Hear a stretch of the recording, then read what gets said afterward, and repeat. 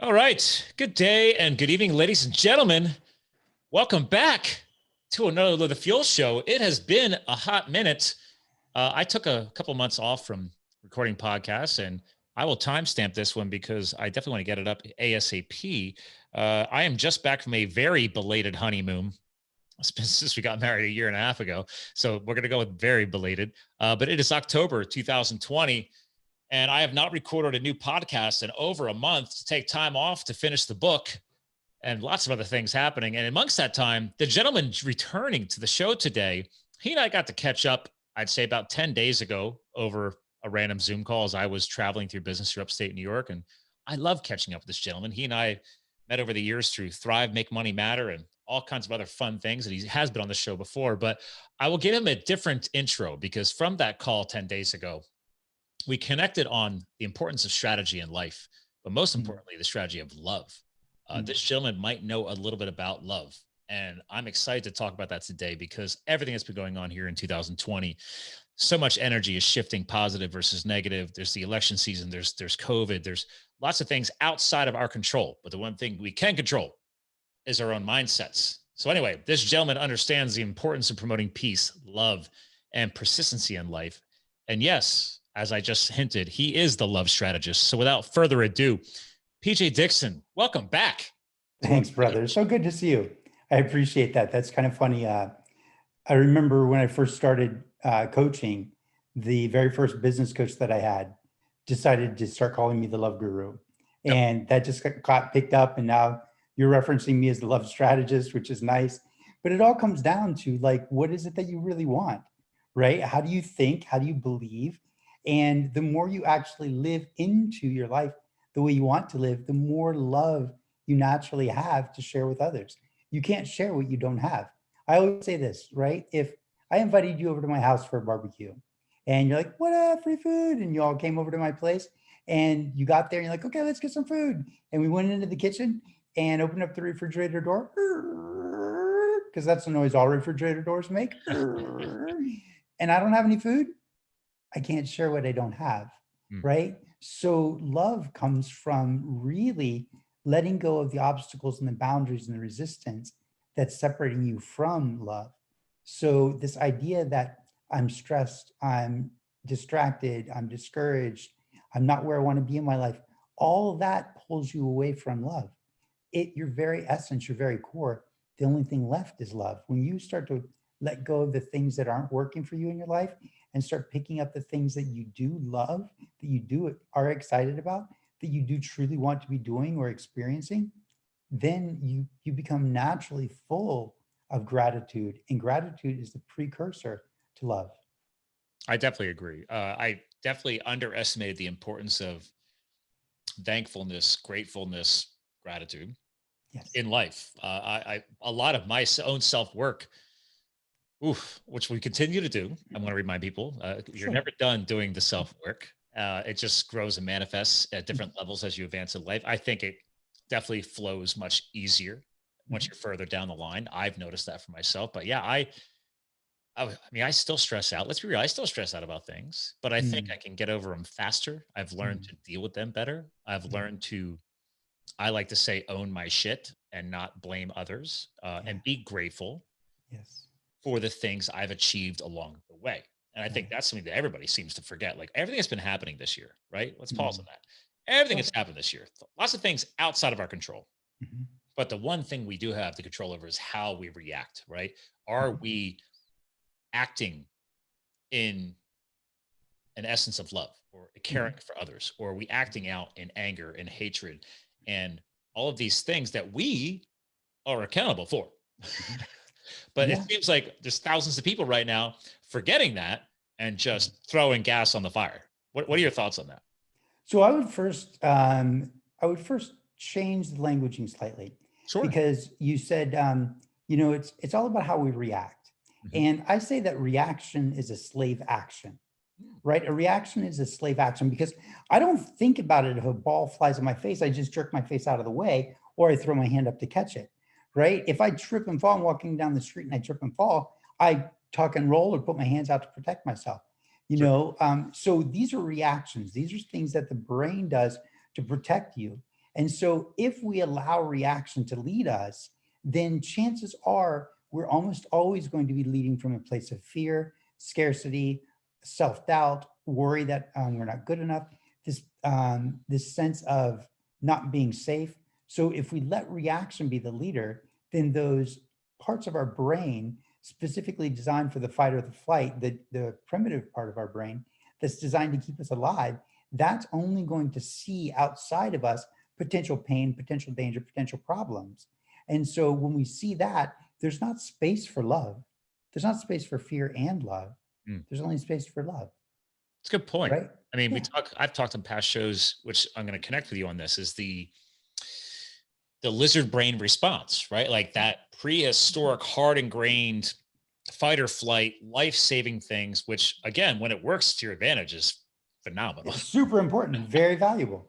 But in many situations, it does sometimes not allow us to act in our best, back to your point, reaction, where we're being a slave to this prior programming that I have grown with. I know we can learn to get coached, get some growth beyond those things. Like a great book is oh God, I love shouting her out, the 5-second rule. Yeah. Mel And Robbins. yeah, right. So like the whole concept is based around that too, right? Taking that 5 seconds to slow down and then consider or think about your next thing versus that lizard brain response, just boom, boom, boom, boom, boom. Like those fast responses, those lizard brain responses for me, if it's life saving, absolutely, totally trust that, go. But there's so many situations I think we have allowed that to, I guess, manage our decisions or manage our life. What are your thoughts on that?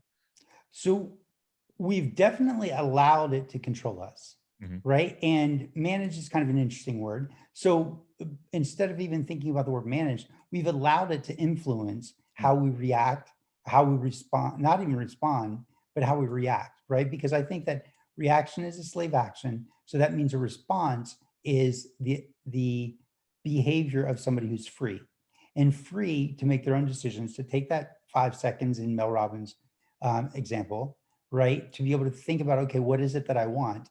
And if you realize that you have choices, then immediately there's a freedom available to you.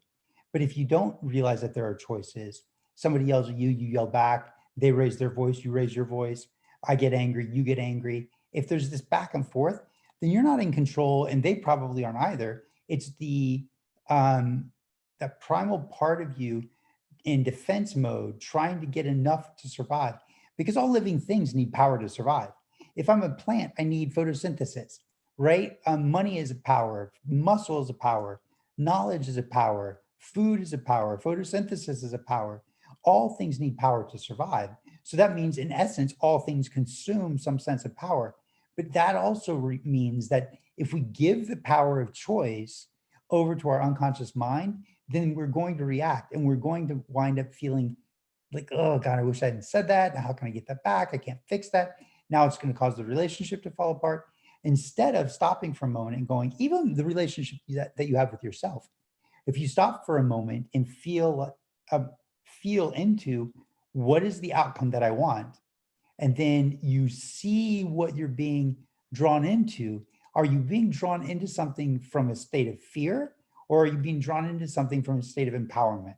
Mm. And so I teach something called PDA, power decision action, right? You can't make a decision, certainly not very well, without being empowered, without having a certain level of power in you.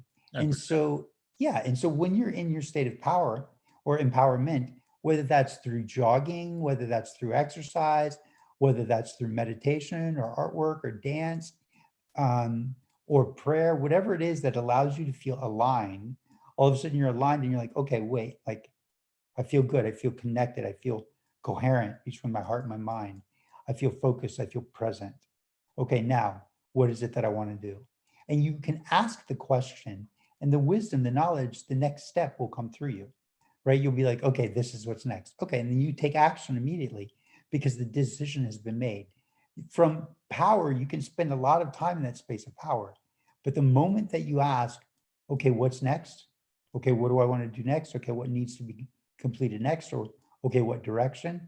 As soon as there's a knowing, you have to follow it with the action, because that 5 seconds that Mel Robbins is talking about can also work against you. And this is why she calls it the 5 Yes. seconds, Yes. I'm glad you're right? hitting on this. There's pros and cons, right? Right. Well, the problem is that if you make the decision, like let's say I make a decision to work on a particular project, and then I'm like, okay, I'm going to go get a sandwich, then I'm going to get something to drink, and then I'm going to come back. Then I'm going to check Facebook a little. Maybe I'll check out a YouTube video. Maybe I'll get to the project. Maybe I won't. But if I go, okay, let me get in my power, right? I'm confused. I don't know where I want what I want to do. This happens great when you're confused. So if you stop for a minute and you go, okay, wait, I feel confused. I'm not feeling very confident right now. Let me get in my power. Let me get aligned, whatever that is or looks like or feels like for you. Once you're aligned and you say, okay, what do I want to do? All right, this is what's next. Immediately take action on it because you will accomplish it because you've got the energy level. Now, the thing is, one more piece is that most people don't realize, I've been teaching this for years and I've only just heard in the past few months that scientists have proven this to be true, is that when you have this thing that you feel like you need to do, or this thing that you want to do, or this expectation you put on yourself, but you just can't seem to get emotion. You just can't move. I'm stuck on the couch. I can't get off of YouTube. I know I should be doing something, but I just can't. It's because inside of your mind, there's a sense that there's effort. This is going to take a certain amount of effort. Effort means I'm going to have to expend power or energy that is necessary for me to live, for me to survive. And the brain goes, we're not feeling very energetic right now. And you want to expend some more energy. And so when you're going to expend some more energy, that means we're not going to necessarily have the power, the energy, the life force that we need to keep us alive. Not that we're going to die if you go off and do this other project, but we'd like to keep a little in reserve, right? This is what the unconscious mind is saying. But if you change that, that's the norepinephrines, the noradrenalines, overwhelming a part of your brain that literally causes a paralysis in your muscles. So you just can't move. You just get stuck. I'm just stuck. Like I can't get myself up off the couch to do this. I know I need to do this. But the moment you start to dope yourself, right? The moment you start to get excited, the moment you start to get joyful, the moment you start to get curious, inquisitive, enthusiastic, we're like, no, like this is going to be cool. This is exciting. This is going to get this off of my plate. This is going to get this stress out of my life. I'm excited to do this and be done with it. All of a sudden I can feel the tingle up my spine. I can feel the tingle in my brain. My brain is dumping dopamine in it. I'm doping myself. And what dopamine does is it pushes back the noradrenaline, the noradrenalines and the norepinephrine, same thing, same chemical. It pushes it back.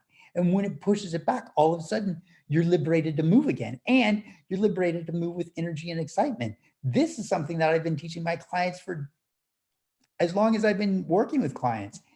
What they don't understand is they don't know how to get themselves emotion. And if they don't know how to get themselves emotion, I just teach dope yourself, get yourself excited. When you get yourself excited, literally you fill your body with more energy and the brain goes, oh, okay, we got more energy. Okay, I'll let you go and do that now. I was going to get into that. Yeah. I know you've helped a lot of people with this, and yes, it's sometimes easier said than done, right? People respond that way. And I talk it often about mindset, and I'm a big fan of the law of attraction. And yes, you want positivity to attract positivity versus negativity attracting negativity. But for a lot of people, they're looking for that. Oh, I don't want to say it's the easy switch, right? But like, what are some of those little things? Like you kind of already hinted at it, but it's like, okay, well, just start thinking about something that makes you happy.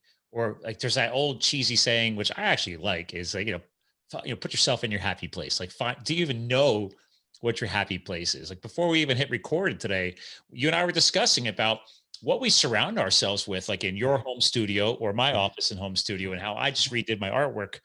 Yes. Because I'm an outdoor sports night and I wanted art. I wanted, artwork that symbolized skiing and biking lifestyle I have, but it had quotes like the one right behind me is, the mountains are calling. I must go. Like I see that behind me right now as I'm talking to you, and it just makes me feel good. So, cause I love the mountains. But I mean, so what are your thoughts on that? So I would say that when people talk about going to their happy place, I think what they typically are referencing is letting go of the stress, right? Letting go of the attachment, letting go of the pain and the suffering, because all things suffer. All things suffer. It's just the way of the world, right? But not everything has to be painful. And suffering comes because of an attachment. If I hold my mind attached to suffering, then people are going to say, just go to your happy place, go to your happy place. What they're really saying is let go, release, detach from this thing that you're holding yourself back with, this sense or this feeling of obligation or dread or resistance or pain or suffering. Like if I hold on to that, then I'm not going to be able to move forward very well. And so by going to my happy place, they're just suggesting release that and find, once you release that, what's left. It's Right. that love, it's that happiness, it's that joy, that peace. I'm actually suggesting that you be a little more active with it, where you actually choose, instead of thinking about a happy place, I don't think about a happy place. I just choose to change my emotion. It's literally that easy. I just go, oh, if I have the power to choose how I want to feel, I can choose to feel sad. I can choose to feel angry. I can choose to feel hurt. I can choose to feel upset. The thing is that so many people don't choose the emotions. They allow their emotions to be chosen, right? So I say this all the time. From that Think list of your primary thoughts. goals, right? Yeah, say it again. I say, well, they're allowing they're just those emotional decisions to be made for them based on their already existing programming, right? Yeah, Listen, yeah, yeah, yeah. whatever you want to call. Yeah. 100%. This is why I say think your thoughts, don't let your thoughts think you. Hmm. Think your thoughts, don't let your thoughts think you. So I wake up in the morning and I'm angry or upset, or somebody, shows up late to a meeting and now I'm upset.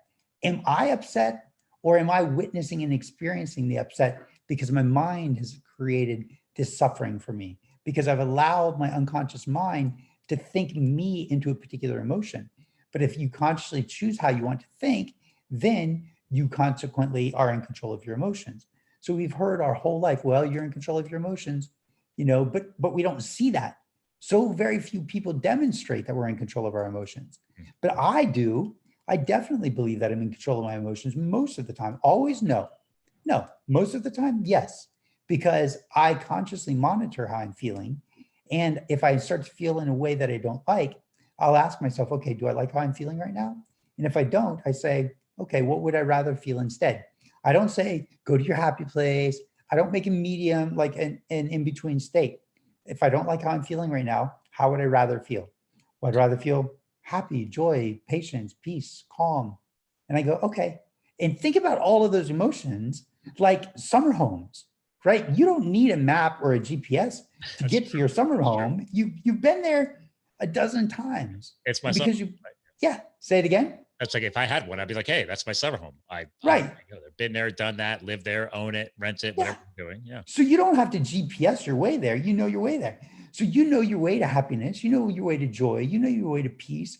You know your way to love. You know your way to forgiveness. You felt those before. So two questions. Do I like how I'm feeling right now? And you never ask that question when you're excited and joyful, right? Because before you would even get to the question, like, do I like how I'm feeling right now? You'd be like, oh, God, this is amazing. I'm so grateful. This is so wonderful, right? Even if you're not spiritual, just that idea that, man, I'm out in nature, I'm living life, I'm with these people. This food is amazing. I feel so comfortable in my home. This feels great. Whatever it is that you're doing, you feel amazing in that. And so because you feel amazing in that state, then you're already shifting how your unconscious mind was thinking. I love where You're we're now at. thinking your thoughts. I love where we're at because you know, what? I love doing this to myself. Can I put myself on the hot seat and have you Yeah, protect me?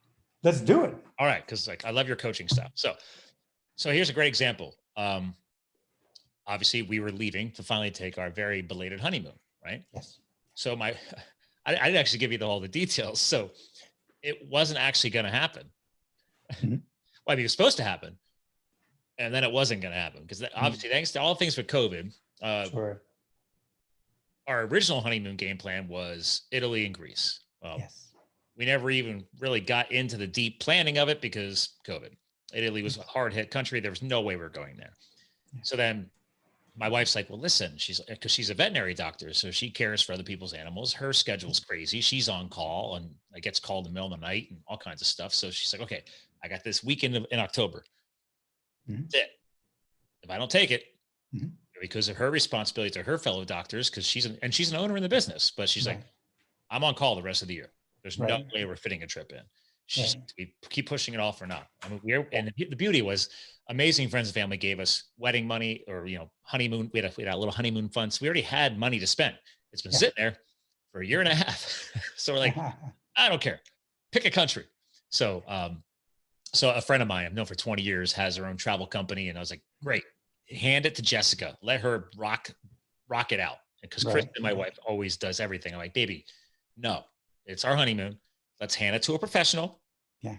And that was a win, by the way. She crushed it. So, because literally as we were leaving, Costa Rica was the game plan. Mm-hmm. We're going to stay at this volcanic resort, yada, yada. So I'm all excited because I'm outdoors, right? I'm in the mountains. Yeah, absolutely. Mountains, right. And Kristen's obviously excited. So our friend of ours, she's like, hey, I'm this crazy platinum level traveler. Go stay at the Marriott right in the middle of Newark Airport, New Jersey. And that way you don't have to rush around the next morning, get on the flight. Like, awesome. So free hotel room. We're out there. We realize Costa Rica requires a COVID test and the test results. So to be taken and received within 72 hours of flight, or else you can't get in the country, which right now is virtually impossible. Trying to get guaranteed test results back in that short of a time is hit or miss. So we took tests all week long, negatives across the board. We're very healthy. We're fine. Couldn't get in the time perfectly. So at 5 o'clock in the morning, before our flight at 6 o'clock in the morning, Saturday morning, last week, I had to call the insurance number. First time we bought travel insurance and canceled it. Oh. So then but here's the best part, because Jessica's amazing. We're literally texting throughout the day, planning for the worst case scenario. I get her on the phone, talk. I was like, hey, Jess, give us the worst case scenario. Where can we go just in case? So we ended up going to Mexico. Oh, okay. So Jessica's okay. She's by this time cutoff. She's like, if we don't got it on lockdown, go. Because we're waiting for these test results to get emailed. Because if we get them electronically, we're fine. Anyway, that blows up. The best part was, to shorten the story, is Kristen, the whole time on Friday going into Saturday, she's like, why are you so calm? She's like, you're the one who travels like crap. It's like right before a trip, I'm Mr. OCD and want everything dialed in and organized, and I'm working on it.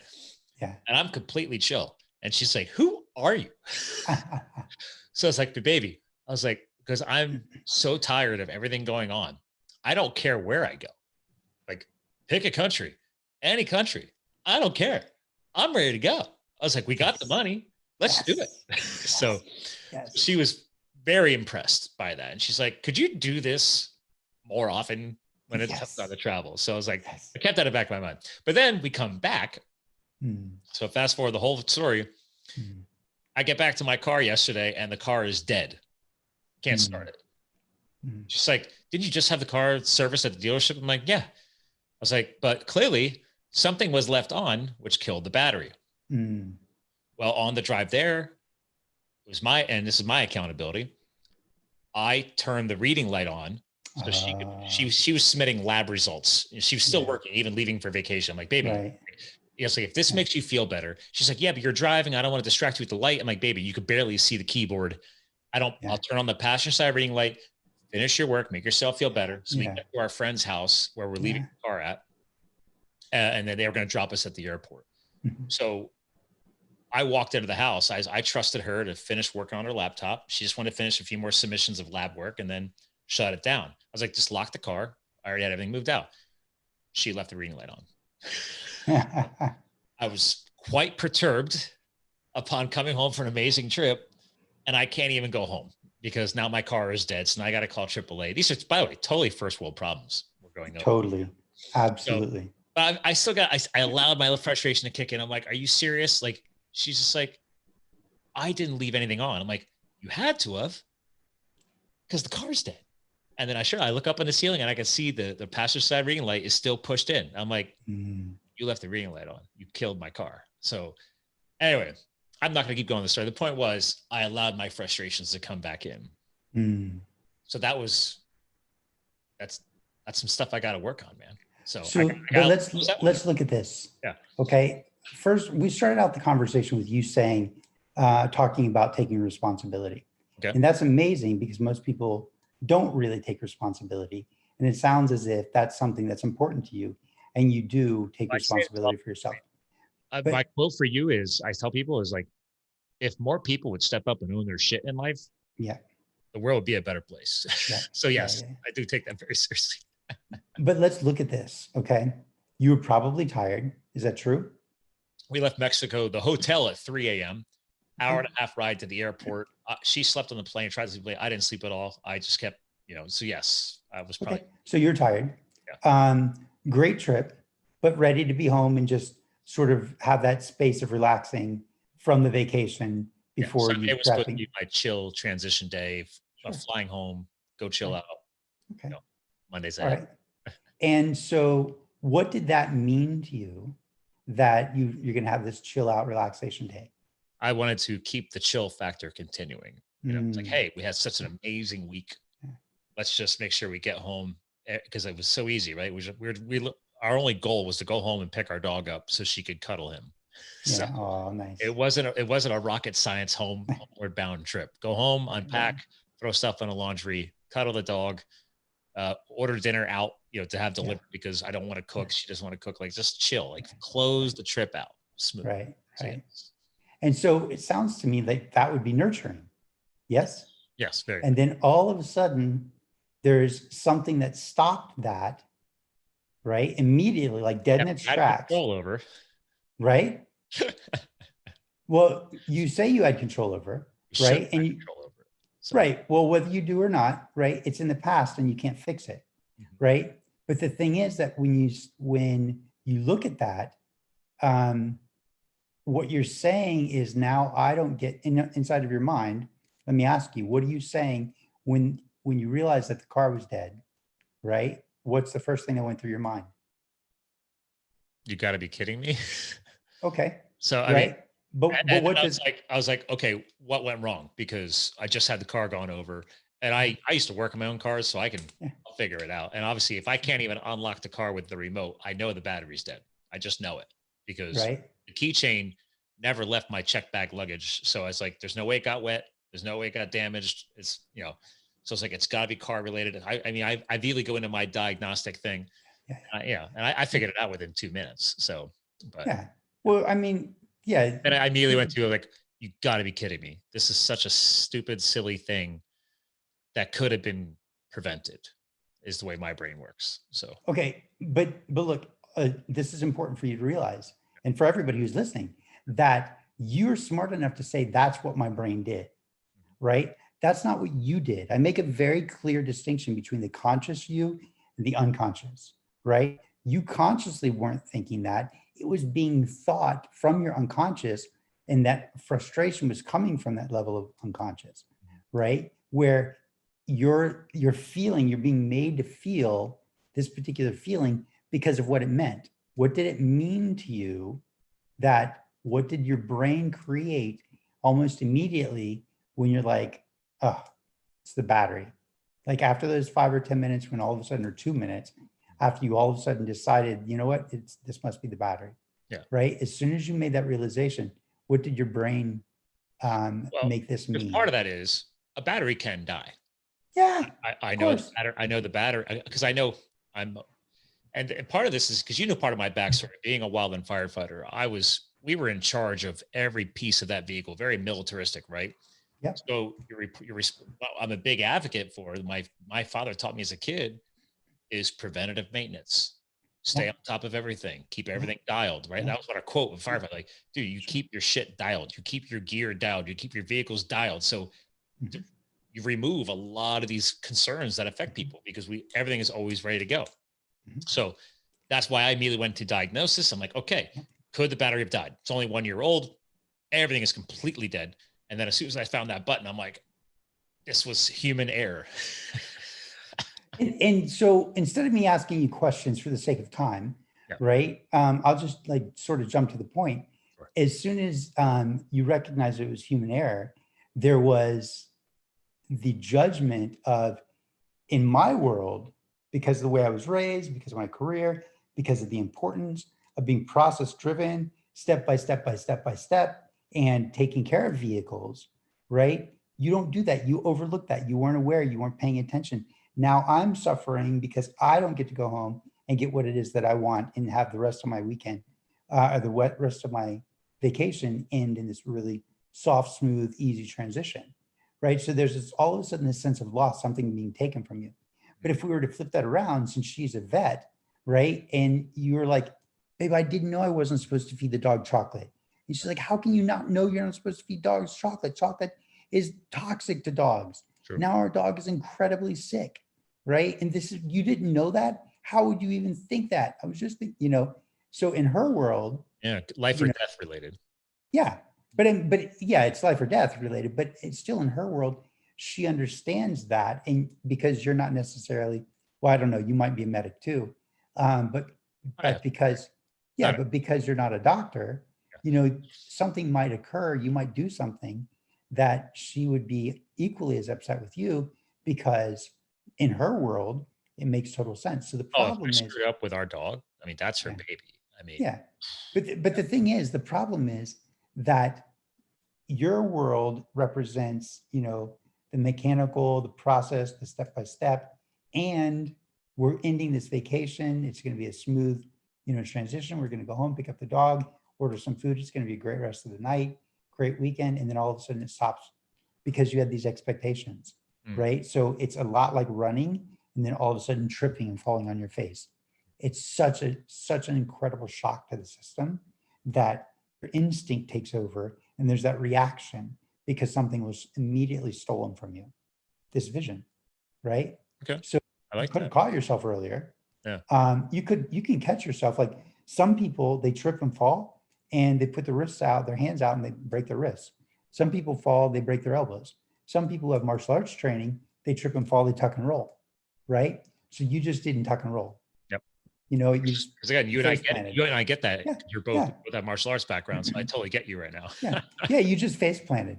Yeah. And it's I one of those wrecked things. on a mountain bike 2 weeks ago, and I literally rolled through it with my bike. So I mean, I had a couple little bangs and bruises, but nothing broken, nothing. You know, I stayed limp, I stayed relaxed, and just rolled through it. So I was playing wheelchair rugby. I used to play wheelchair rugby. And the very first tournament I was ever playing in, the very first game I ever played in, actual legitimate, like on tour game, was, I don't remember where we were, but this guy had the ball in his lap, and he was pushing his chair as fast as he could. And he's a big dude, like really muscular. And I ran out in front of him and stopped him. So he hit my wheelchair from the side, flew over my lap, dropped the ball, and rolled his chair, and almost rolled all the way back up onto all four wheels. Wow. Right? Why? Just because that's what his instinct was for survival. that's pretty cool. Yeah. And so it, you know, it can be trained out of us, or it can be trained into us. Or unfortunately, we can just let life happen the way it's going to happen. And then we operate out of instinct, which means that we are subject to how people, or how our unconscious mind wants to formulate. I love how you dissected all this. So strong work, as I expect. Thanks. Yeah, thanks. So how do you, I guess, help people? Because this actually is a great point for the whole show. So today, Sure. That how do we get people to take something as important as these shifts, these changes, more seriously, besides just listening to this show? Because that's what you're getting to that point. I'm getting there with you anyway, right? I'm like, we know, you and I both know this is important. I'm always working on it. You're always helping people work on it. All of us have to keep working on it and take it more seriously. And yes, I know there's a lot of things on people's priorities in life, but what you're helping us understand today that I take seriously is that this literally impacts us personally, professionally, and especially in my case, romantically. 100%. Absolutely. Right? How I love others, how I love people close to me, how I love my business and my projects. Like I actually tell people now, I apply love to everything. If I don't love working with a client, I will let them go. Like why would I torture myself with somebody who literally does not make me enjoy my business? So how do we help people take that more seriously and get them going on the path, at least to understand that if it's of its importance? So that's a really fantastic question. And I think it's fantastic because most people, and I've said this a couple of times already, just live, they don't think their thoughts, they let their thoughts think them. So they just live out of reaction mode. And so I would say, if you just stop for a minute and look at your life and go, where am I really unhappy? And when do I get unhappy? And do I like how that feels? And if I go, no, I don't like how that feels. I don't like to be angry. I don't like to be hurt. I don't like to be sad. I don't like to be frustrated.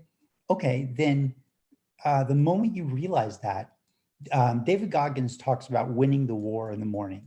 And what he means by winning the war in the morning is he's referencing waking up in the morning and doing all the hard things first. His mirror, Getting all the things that, say again? the accountability mirror. Is that Yeah. what you called it? Yeah. I'm actually listening to his book again right now. I was listening to it on the beach in Mexico. So Okay. Okay, great. So what he's proposing with winning the war in the morning is that we're limited by the amount of willpower that we have. And willpower wanes throughout the day. So towards the end of the day, we have less and less and less willpower. Okay. And so he's suggesting that you do all the hard things first. I borrow his term, winning the war in the morning, to say that the moment you start to feel even an inkling of something that you don't like, anxiety, stress, frustration, disappointment, confusion, irritation, anything that doesn't feel good, the moment you are aware, you go, oh, hold on, do I like how I'm feeling?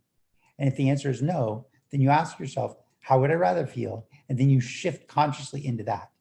And if you just simply start by saying, like, how do I want to feel? Like, I don't want to feel frustrated, irritated, disappointed. You're going to feel those. But the question is, how long are you going to feel those? How much is it going to take control of you? Because this idea of winning the war in the morning, think about this. If you don't take care of that emotion and that sense and that feeling and that thought process, that whatever your brain is thinking, if you don't take care of that by lunchtime, it's going to be much bigger to handle. Dinner, much worse. Midnight snack, it's a full-on army. So you're going against a full armed siege of negative thoughts and feelings and emotions and beliefs about yourself. All of these things are attacking you at once. But if you catch it early, just even the subtlest of sensations where you're like, yeah, do I like how I'm feeling? No. What would I rather feel? I'd rather feel peaceful. Okay. Then let me just shift into peaceful. And what happens is you start to train your brain. And it literally, when you said, like, how do we get people to do this?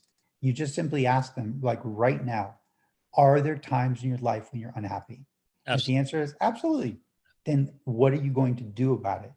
It starts right now by saying, oh, okay, well, I'm going to ask myself that question. Do I like how I'm feeling? No. What would I rather feel instead? I mean, there's other ways that we can get into how to shift the brain and how to shift the thinking, how to shift what you're seeing and feeling. And that changes everything. But I mean, that should answer your question right to the point. Yeah, I love your point. Is go at it from the very first thing. Like, for example, I knew that we were going to have a stressful travel day, right? So, or sometimes I have a stressful day with Calvin, our coonhound, right? It's just sometimes he wakes up in a weird manner, right? Sure. But like, for example, if I knew that I was getting at 3:00 in the morning, so if I was going to train myself better and get better at this, I would have been reminding myself as we got up and got everything packed and ready to leave the hotel is, hey, it's a travel day. So let's start the day off positive because it's 3:00 in the morning. You know, we're getting in that the private transport at 4 a.m. for a 7 or 8 o'clock in the morning flight out of Mexico. It's like, it's going to be a long day. There's probably going to be something. There could have been flight problems, airport problems, luggage problems, the getting back into the country problems. 100%, So there's a lot of things. I know that. To your point, I should have paused. I can pause, learn to catch myself first thing in the morning and set that positive mindset recalibration first thing in the morning. So when that stuff hits, I've already got myself thinking that way at the beginning of the day. I love that. The other question is, who are you living for in that moment? You weren't living for your wife. No, you're living for you. I was being very selfish. Right. And not from a conscious selfishness, but from an unconscious selfishness. Right. You're physically tired and the body said, look, I don't have very much energy. And now this is going to take an extra expensive energy that we hadn't accounted for because of your oversight, because you left this on. Right. So now I have to dip into the reserves and put myself in potential danger because I don't have the energy to, to really waste at this point. And so it's point of view there. Biological, bro. Yeah. No, go ahead. I was to say, like, we both wanted to go home. We both Yeah. relaxed. We both wanted to see our dog. So yeah, I mean, she wants the same thing. Yeah. Yeah. So I love your points here. Well, Yeah, listen, yeah. we're Go coming ahead. to the end of our slot already, because I know you got a busy day. I want to make sure it's been a long time, by the way. You were last on this show. I aired you, wow, December 30th, 2016, way back, Wow. episode 36. So it has Wow. been too long.